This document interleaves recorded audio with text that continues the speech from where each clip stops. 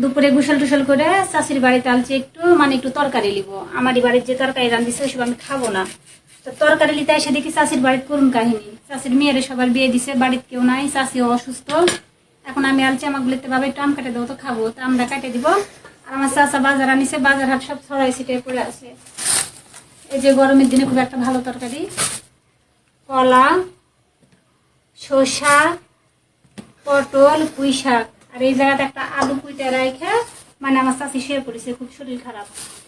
এখন আমি তরকারি নিতে এসে মানে এমনই সমস্যার মধ্যে পড়েছি, তরকারি নেওয়া তো দূরের কথা, এখন আমার তরকারি এগুলো গুছাই রান্ধে দিয়ে যাওয়া লাগবে। রান্ধে দিয়ে না গেলে খাবে কি? আর চাষি অসুস্থ, এখন কি করবো, করা তো লাগবেই। তো যাই হোক, মানুষ মানুষের উপকার করে, বিপদের সময় আমি আলছি দেখতে পাচ্ছি, বেচারিরা অসুস্থ, কাজ করে দিই, কাজ করতে আমার আপত্তি নাই, কাজ করলে শরীর ভালো থাকে। তো এখন আমি এইসব সব জোগাড় পাতি করে রান্না বাড়া করবো, আর কি কি রানবো সবকিছু শেয়ার করবো নি, চাষির বাড়ি কি কি রান্না বাড়া।